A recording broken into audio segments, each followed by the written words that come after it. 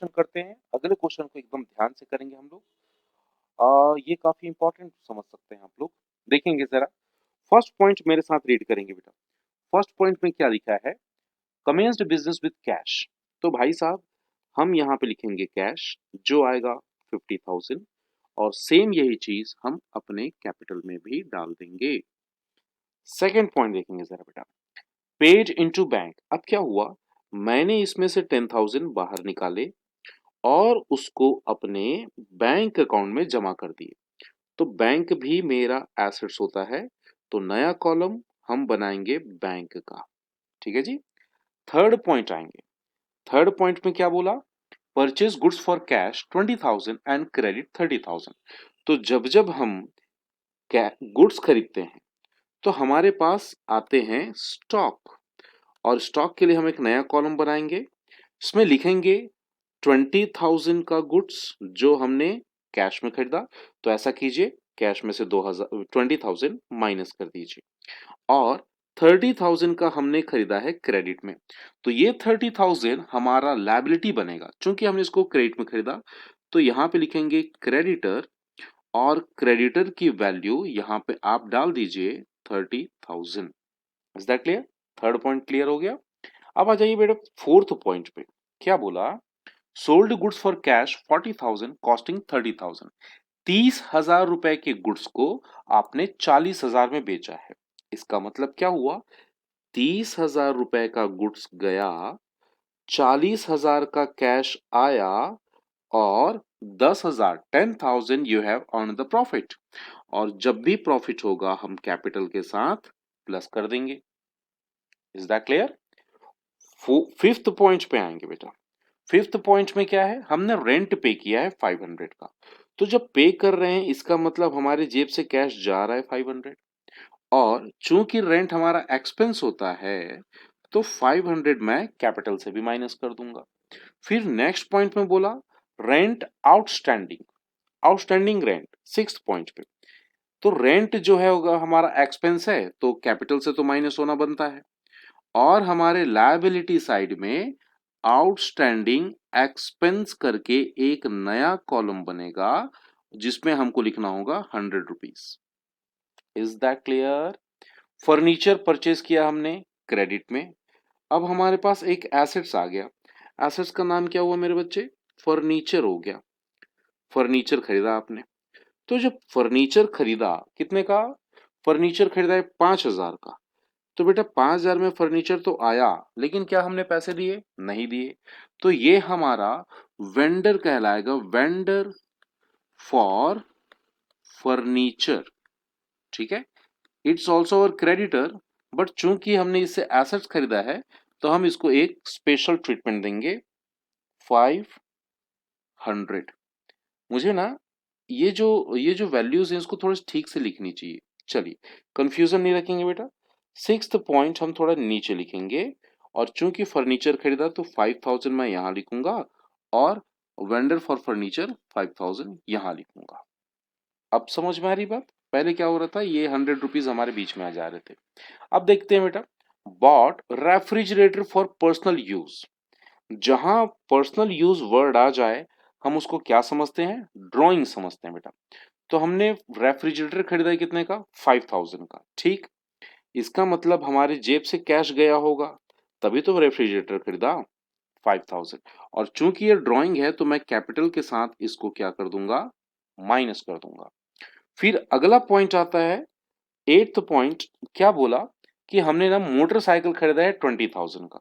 तो ठीक है जी, 20,000 आप कैश में से माइनस कर दीजिए, और चूंकि मोटरसाइकिल आपने खरीदा तो मोटरसाइकिल आपका क्या होगा?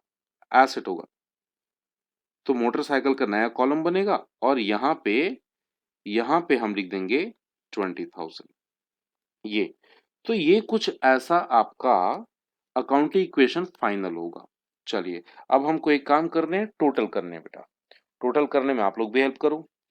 50 minus 30 comes to 20, plus 40 comes to 60, minus 500 59,500, minus 5,000 54,500, minus 20,000। तो ये आ जाता है मेरे बच्चे फाइनली 34,500 का कैश। अब जरा बताइए, आपके पास बैंक में कितने पड़े हैं? 10,000। हाँ, स्टॉक कितना पड़ा है? 20 प्लस 30 50 माइनस 30 अगेन इट्स 20। तो 20,000 आपके पास स्टॉक पड़े हैं।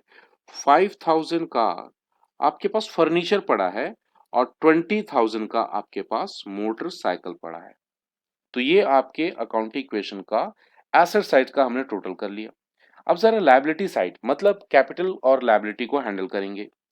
50,000 प्लस 10 60 60 माइनस इन दोनों को मिला के 600 हो गया। तो 59,400 माइनस 5 जाएगा, तो ये हमारे पास बचेगा फाइनली 54,400। ठीक है, मैं जिसको मूव करते रहूंगा, आप लोग कंसंट्रेशन अपना इधर उधर नहीं करेंगे। क्रेडिटर आ जाएगा हमारे पास कितने का? 30,000 का। और हमारे पास ये जो 100 रुपीज था काय का था? आउटस्टैंडिंग एक्सपेंस का 100। और मेरे बच्चे यहाँ पे वेंडर फॉर फर्नीचर आ जाएगा 5,000। क्वेश्चन यहाँ पे कंप्लीट नहीं हुआ है। क्वेश्चन ने हमसे बैलेंस शीट की भी डिमांड की है। चलिए साइड में अपन बैलेंस शीट बना लेते हैं। इसको आप लोग फटाफट नोट डाउन कर लीजिए और फिर हम यहाँ आगे चलते हैं बैलेंस शीट पे। तो मैं आ चुका हूँ बैलेंस शीट के फॉर्मेट पे। हेडिंग क्या लिखेंगे बेटा? बैलेंस शीट ही लिखेंगे, बैलेंस शीट। और क्वेश्चन में देखिए क्या लिखा है? रघुनाथ। तो balance sheet of Messrs Raghunath ये लिख देंगे, आपके टीचर लोग को काफी अच्छा लगेगा, रघुनाथ। और जस्ट हम यहाँ पे कॉलम्स क्रिएट करेंगे और कॉलम्स क्रिएट करने के बाद आइटम्स को पुट करेंगे। लेफ्ट हैंड साइड हमारा होता है लायबिलिटी, राइट हैंड साइड हमारा होगा एसेट्स। और लास्ट क्वेश्चन में जैसा मैंने आपको बताया था एग्जैक्टली सेम ट्रीटमेंट करना है। तो पहले क्या करें? लायबिलिटी को पुट कर लेते हैं, चलिए। हाँ, तो लायबिलिटी में सबसे पहली लायबिलिटी क्या हो जाएगी? कैपिटल हो जाएगी। और फिर हो जाएगा क्रेडिटर। आपको अकाउंटिंग इक्वेशन के बेसिस पे ही काम करने हैं बेटा। आउटस्टैंडिंग एक्सपेंसेस और क्या हो जाएंगे? Vendor for furniture, vendor for furniture ये पूरा लिख देंगे। मेरे बच्चे कैपिटल की वैल्यू हमने निकाल रखी है 54,400। Is that clear? आप लोग चाहो ना तो क्रॉस चेक भी कर सकते हो बेटा, टोटल करने में हो सकता है मुझसे मिस्टेक हो सकता है, तो आप लोग ऐसा ना सोचना कि बस यही देखना है, आप लोग क्रॉस चेक भी करो। क्रेडिटर की वैल्यू है 30,000। आउटस्टैंडिंग एक्सपेंस की वैल्यू दे रखी है हमारे पास 100 रुपीज। हाँ, 100। और वेंडर फॉर फर्नीचर हमारे पास है 5,000 का। तो अगर मैं लायबिलिटी साइड का टोटल लगाऊं तो लायबिलिटी साइड के टोटल आते हैं मेरे, जस्ट अ सेकेंड, 89,500। अब मुझे क्या करना है? एसेट साइड को भी फिलअप करना है। तो एसेट्स में क्या क्या है हमारे पास? Cash, bank, stock, furniture, motorcycle. चलिए पहले इसको लिख लेते हैं, उसके बाद वैल्यूज डालेंगे। तो यहां पे लिख लिया कैश, बैंक, कैश आ गया, बैंक आ गया, स्टॉक आ गया, फर्नीचर था, और लास्ट वाला क्या था बच्चे? लास्ट वाला था मोटरसाइकिल, मोटरसाइकिल। तो कैश की वैल्यू 34,500। आप बैंक की वैल्यू क्रॉस चेक करेंगे 10,000। स्टॉक की वैल्यू ले लेंगे 20,000। और मेरे बच्चे फर्नीचर की वैल्यू ले लेंगे 5,000। और फाइनली मोटरसाइकिल आ जाएगा हमारा 20,000। और मजे की बात क्या है पता है? इसका भी टोटल 89,500 ही आएगा। कितना आएगा? 89,500। मैं फिर से पूछूंगा, क्या ये कोई कोइंसिडेंस है? नहीं बेटा, ये कोई कोइंसिडेंस नहीं है। This is rule of accounting, जहां हमारा बैलेंस शीट का टोटल बोथ साइड का इक्वल आना चाहिए। कुछ ऐसा आपका बैलेंस शीट बनेगा। ये कॉलम मुझे लगता है कि एक्स्ट्रा हो गया, कोई काम का नहीं था।